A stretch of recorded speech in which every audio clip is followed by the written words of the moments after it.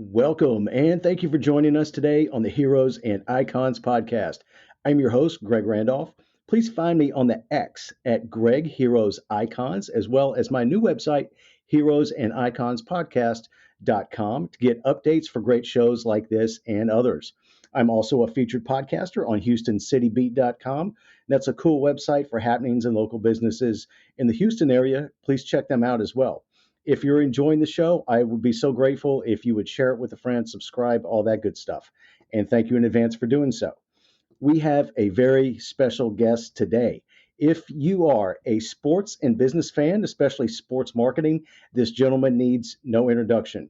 Along with Hall of Fame quarterback Warren Moon, he is the co-founder of Sports One Marketing and formerly served as CEO of the renowned Lee Steinberg sports and entertainment agency, which of course was the inspiration for the movie Jerry Maguire. His life's mission is to empower over 1 billion people to be happy. This simple yet powerful mission has led him on an incredible journey to provide one thing: value. He is an author, a Forbes top 10 keynote speaker, an international speaker to Fortune 500 companies, and a myriad of other esteemed thought leaders and consumers. Named a top 100 business coach by Marshall Goldsmith, David regularly speaks at the world's biggest business, sports, technology, and motivational events. My guest today is world-renowned thought leader and humanitarian, business mogul, CEO, best-selling author, motivational speaker, student, and philanthropist, David Meltzer. It's a tremendous honor to have you on the show with me today, sir. How are you doing, David? What keeps you busy these days aside from being a legend? How's your family doing? How's your mom? Well, thank you for asking. I'm doing great. My mom is doing better, but unfortunately, getting old is a difficult thing, and it's even harder when you're a mama's boy and your mom gets old. So for me, I am blessed to be able to be in a position to do what I dreamed of doing, which is to take care of my mom and to do everything and be able and capable of providing her the best situation for her in her life, the way she did at the beginning of my life. I'm going to do at the end of hers. Let me ask you, David. There's so much that you're always working on. There are too many to list. But what are the office hours, the Aspire speaking tour? I'm going to see you in a couple of days. Actually, I'm looking forward to that. The sports career course with Bruce Tollner, Saturdays Live with Craig Siegel. What are you working on right now that's got you excited? Anything that allows me to build a community of people like you, people who want to help each other and know people that can help each other. So whether it's my podcast, my shows, my TV shows, my speeches, my meetings, holding courts, the Ask Me Anythings, whether it's the free Friday trainings that I've done for almost 25 years, everything that I'm doing is to build a community of people that want to help each other and know people that can help each other, because I'm on a mission, as you know, to empower over 1 billion people to be happy, help 1 billion people live in abundance, to make a lot of money, help a lot of people and have a lot of fun. And that mission is going to need a lot of help. So I find 1,000 leaders like you and Craig Siegel and many others that I know in your life will empower 1,000 to empower 1,000. The math is pretty simple. If I can reach 1,000 people in my lifetime like you, Greg, and they empower 1,000 people like you that empower 1,000 people, the math is simple. 1,000 times 1,000 is 1,000,000, 1,000,000 times 1,000, 1,000,000,000. I can change the world with that type of collective consciousness. Absolutely. Hey, let me just jump back with a couple of relatable questions here, if I may. So Sure. you went to law school in New Orleans. What is your favorite restaurant in New Orleans? Probably Camille Grill. It used to be Louis the 16th, but they closed that.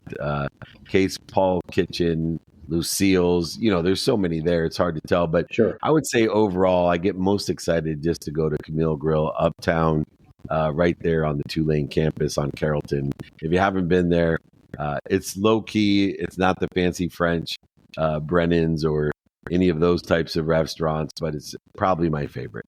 Very nice. And I know you're a big Chargers fan, so who is your favorite, not Los Angeles, San Diego Charger? That's easy. Dan Fouts is my all-time favorite San Diego Charger, and then LT is next.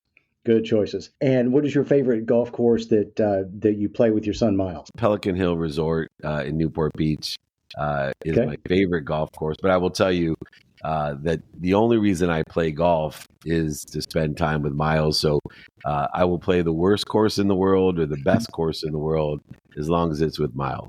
You're a good dad. Good job. I have to ask you about Lee Steinberg, whose firm was of course, the basis for the classic iconic movie Jerry Maguire. He was a great mentor to you in your journey. What did he impress upon you the most?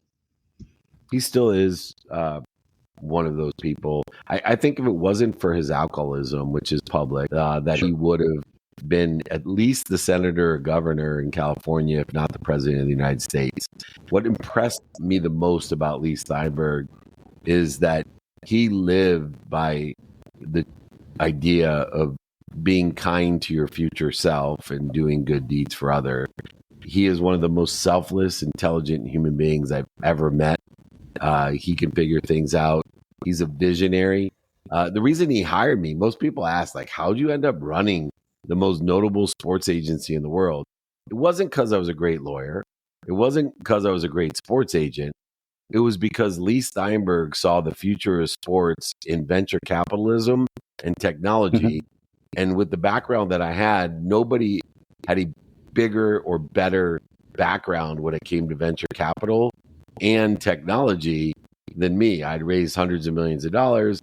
I had run Samsung's phone division. I had worked in the technology industry since 1992. And I had a mild sports background, sponsorship and marketing background, and a law degree.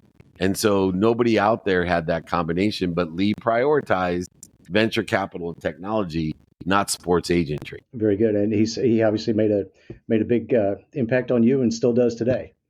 Absolutely. Very good. And one of my heroes and icons. Good. I like it. Good job.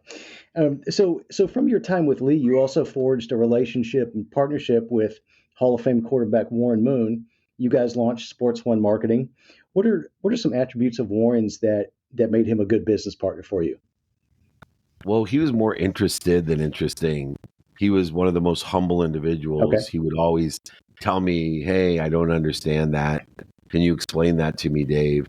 He also had the desire that he must be what he can be, whether it was on the field as the only Black quarterback in the Hall of Fame, both, by the way, in Canada and in the United States. But he had this insatiable desire to be what he must be. And he learned off the field to enjoy the consistent, everyday, persistent without quit pursuit of his own potential. He never listened to what other people thought, or he never would have been a quarterback.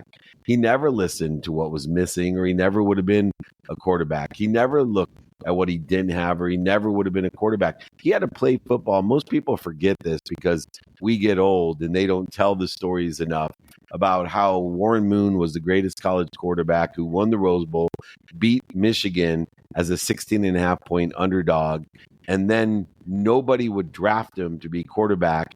And he won every award and every Grey Cup for 6 years, having to play in Canada because they didn't think Black people could play quarterback. And Warren Moon, considering more quarterbacks are Black than any other color, Warren Moon gave that opportunity to so many young men. And today, people don't even say Black quarterback. It isn't even a point of topic because of Warren Moon. They just talk about tall quarterbacks, bad quarterbacks, weak quarterbacks. They don't talk about the color of their skin. He's definitely one of the trailblazers, and I'm actually a lifelong Dolphins fan, not Oilers. That's another story. But Warren did a great job for the Oilers. So the Oilers were my second team, but he did a great job. He really did. Yes. And I like the Dolphins as well. And Mike Tannenbaum and Mr. Ross and Matt Higgins are all close friends of mine. Oh, excellent. Very good. Very good. I'm still a fan. I know we had some epic Dolphins and Chargers battles over the years, for sure. Yes, one of the greatest games ever played was a game with Kellen Winslow, the Dolphins and the Chargers, and people actually died of heart attacks because it was so stressful watching that game. The epic in Miami. I remember it well, unfortunately. Me too. Man. So David, there's a quote from Lou Holtz, and he says, "It doesn't matter what I say, it only matters what they hear." Is that true in your experience, and how much enjoyment do you get from being a mentor yourself? That is one of my favorite quotes. And I know that quote very well because ideally what it's teaching us is perception. That we may think people hear us, but it is not. It's what they understand. And what I've learned from that, and I love that quote and I love the who holds, by the way. But what I've learned from that is that as a mentor, a teacher, and a coach, and there's a difference between the three. A mentor is someone that sits in the situation you want to be in, and you can give directions to get there. A coach is someone that brings the best out of you. A teacher is someone that actually can teach you how to be better. And all three are different. But in the context of that, coaching, mentoring, and teaching, and understanding where people are and how we get them to where they want to be, is an understanding that we give meaning to everything we see. And so we have to be annoying to people in order to facilitate what needs to be done as a coach, mentor, or teacher. What do I mean by that? One, you got to be honest. So you can't be afraid of hurting people's feelings. You have to be able to point out where people need improvement. And then two, and this is the most annoying thing, is you have to be repetitive. You show me one great coach, one great mentor, or one great teacher. If they're not repetitive, then the people aren't going to hear them and they're not going to learn. Human beings think they get it the first time around, but as you and I both know, Greg, that's a physical human impossibility to learn everything the first time around. And so we need to be annoying so that it's not what we say, it's what they hear. 100%. 100%. So let me jump back just a little bit with your time with Westlaw. How were you able to sense that everything with Westlaw was going online, and you had a great opportunity to capitalize on that? But was it your mom advised you that the internet would just be a fad? Is that right? Well, even worse than that, when I started the job, I got to present Westlaw to the Supreme Court of the United States. And Justice Scalia himself told me, son, people will never do research on a computer. Never. You need books to do research. And so one of the things I learned is, just because someone sits in a situation to give you advice, make sure they actually have situational knowledge pertaining to the advice they're going to give. In other words, just because somebody loves you or they sit in a famous position doesn't mean they give you good advice. Make sure they know what the F they're talking about. And thank goodness I definitely didn't listen to my mom. And even moreover, I never listened to Justice Scalia. I did run into him years later and told him the story. He asked me specifically, I hope you never tell that story to anyone. And I said, oh, don't worry. I tell everyone every chance I get. And humility is one of my favorite quotes because taking in consideration, you're either humble or you're about to be Justice Scalia. That's what I say. Very good. Very good. So, I've seen you. I'm trying to pick my spots here because I know we have limited time today. So, I've seen you talk on social media several times about people having a need to be offended or a need to be right. And why do you think? Why do you think people or so many people have those two needs? And does having them, does that block their path to the source and connecting and other things? So it interferes with it, definitely. And what happens is that we are afraid. And so we react to fear with a need to be offended, a need to be right, a need to be separate, inferior, superior, anxious, frustrated, angry, guilty, resentful, worried. Do you feel all of those different words and how they must interfere with our trajectory, our divine direction, in divine time of where we want to be or better? And so I help people create a minutes to moment strategy to identify the instant and obvious, not the fear, because identifying fear is not instant and obvious. It could be fear that has resulted from a genetic or an energetic inheritance, a past life, a womb trauma, a childhood trauma, a teenage trauma, a 20s, 30s, 40s, 50s, 60s, 70s trauma. But the one thing that's instant and obvious is our reaction to the fear. And we know that all reactions to fear are innately from our ego. edging goodness out of our life, God out of our life, growth out of our life, Hmm. gold out of our life. And so I teach people to spend minutes and moments in the needs of the ego, the need to be right and offended, being two that I have genetically and energetically inherited. They become not only clues that I'm interfering with my potential, but patterns Absolutely. of me interfering with it as well. I've heard, and I want to ask you really specifically about this. I've heard or I've heard you mention that if someone tells you that you're great at something, that we should listen to them to take advantage of a superior skill set that we didn't know we had. How do we convert that into our own advantage? How do we take advantage of that? Yeah, I think a lot of people aren't aware just because things are easy for you doesn't mean that it isn't a valuable skill of ours. A lot of people say, like, how do you do that? And you're like, well, I'm LeBron James. Dunking a basketball is easy.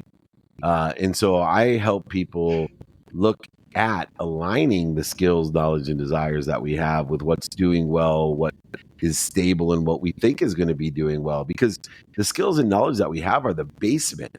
That's all that is. And we want to align the highest basements that we've been blessed with from genetic inheritance, energetic inheritance, with the delta that's created with desire.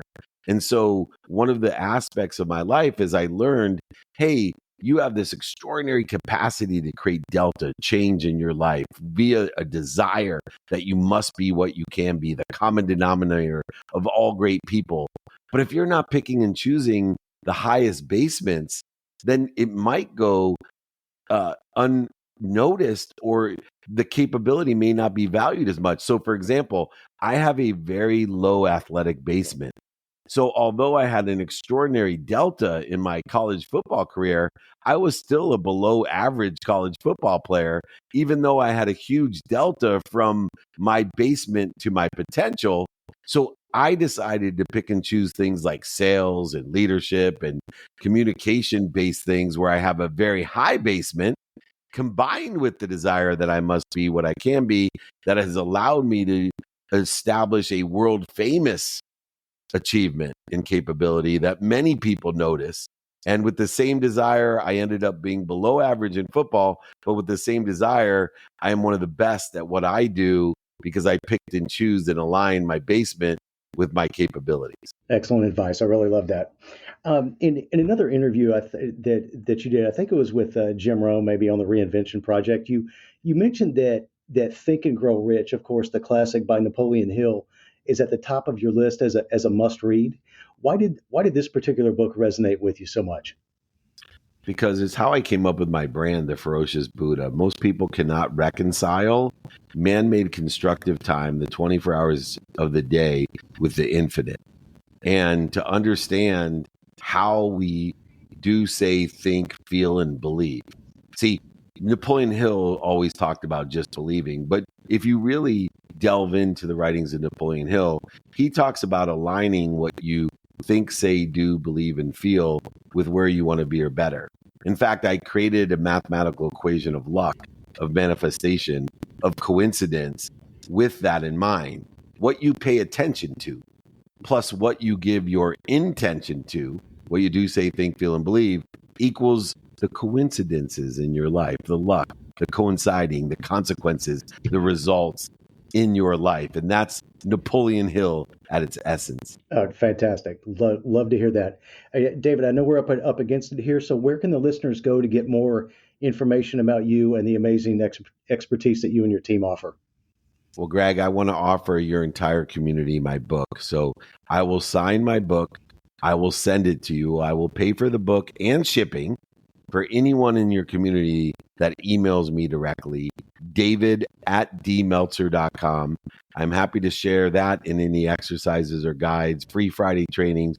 But all you got to do is email me. I answer all my emails myself, david@dmeltzer.com. What a blessing it's been to be one of the heroes and icons and elevate the heroes and icons of my past to create heroes and icons of the future. David, thank you so much. I know you got to run. I really appreciate your time, and I hope to see you in a couple of days at the Aspire conference. Really looking forward to it. Come join us for our VIP dinner. We'll be there in Houston next week, and the Aspire conference I'll be speaking at. Come again, just email me to join me. Greg, we'll look forward to having you at dinner. Thank you, David, so much. I appreciate you. Appreciate you. Thank you for observing our time. I got to get going. Thank you. Yeah, please. Please. Thank you so much. All right, everyone. Thank you again for listening to the Heroes and Icons podcast with your host, Greg Randolph. Once more, thank you very much to our guest, David Meltzer. As David said, you can email him at david@dmeltzer.com and he will get you that book. It's a really amazing book. I can't recommend it enough. Thank you again, everyone, for listening. Have a great night. God bless.